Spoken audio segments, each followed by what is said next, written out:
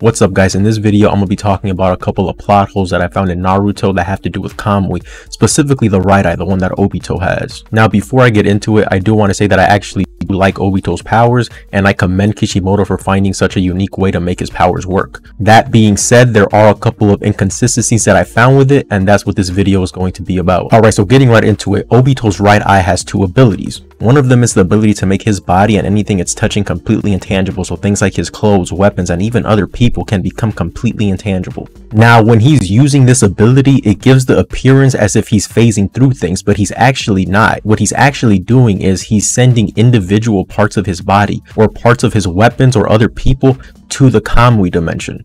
Now, for the duration of this video, I will be referring to this ability as the phasing ability, even though I literally just explained that that's not what he's doing, just to keep it simple, and because that's what it looks like he's doing. The second ability this right eye has is the ability to suck things, including himself, into the Kamui dimension and out of the Kamui dimension. Now, each one of these abilities has a weakness. The phasing ability's weakness is that when he's in this intangible state, his entire body is in this intangible state, meaning he can't have one part of his body phasing through something and physically touch something with another part of his body. Now, with that being said, you could say that if that's the case, whenever he's phasing through something, shouldn't he just fall straight through the floor? But that's not what this video is about. But you're not wrong. Also, he can only consecutively phase through things for about 5 minutes. The sucking ability's weakness is that he has to materialize his body in order to use it, meaning he can't be intangible while sucking something into the Kamui dimension, leaving him open to be attacked. Alright, so now that I've explained his abilities, let's get straight into the plot holes. The first one I'm going to be talking about is in his fight against Konan. So in this fight, Konan manages to trap Obito in a sea of billions of paper bombs that she says can consecutively explode for 10 minutes. And like I said earlier, Obito can only consecutively phase through things for about 5 minutes. He also couldn't suck himself into the Kamui dimension because as soon as he'd materialize, Konan would stick paper bombs on his body and blow him up. Sounds like checkmate, doesn't it? Wrong. For one, gravity is pretty strong. People free fall at a pretty high speed. It's honestly more likely than not that Obito would have reached the bottom of the ocean before his 5-minute phasing ability ran out, where he could just phase through the ocean floor and into the Kamui dimension. That is pretty risky though. We don't know how deep the oceans are in the Naruto universe, and Konan did say she came prepared, so maybe this ocean was 20 miles deep. You know what's not risky though? Obito spawning some wood, pause, and phasing through that. We know that Obito has the ability to phase his entire body, even through ninjutsu, sending his body immediately to the Kamui dimension.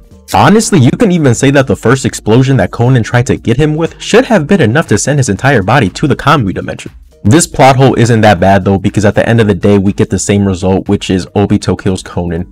Kishimoto just did it by introducing Izanagi. Plot hole number 2, however, is pretty bad because it completely changes the story. So near the end of the story, after teenage Naruto convinced Warlord Ruthless Killer Obito to be a good guy, Madara was trying to get his left Rinnegan back from Obito so that he could awaken the Rinne Sharingan and effectively end the world. Obito, now a good guy, didn't want that to happen, so he tried to escape by sucking himself into the Kamui dimension, but there was a problem. Madara was faster than his sucking ability and wouldn't let him escape. Oh no, if only Obito's right eye had another ability that could negate all of this. Oh wait, it does! Just phase into the ground! Now what ends up happening instead is Obito and Kakashi combine their sucking ability for the double suck, which doubles the speed in which Obito can enter the Kamui dimension, and so he's able to get away from Madara.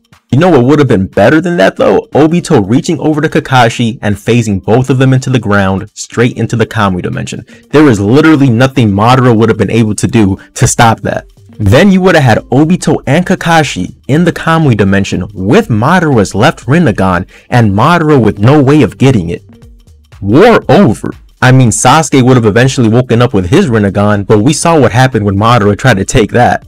Sage of Six Paths Naruto and Sasuke were giving Madara that work, so he either would have ran away or gotten sealed, leaving the allied shinobi forces with a free Rinnegan that they either could have destroyed or given to Sakura to rebirth everyone.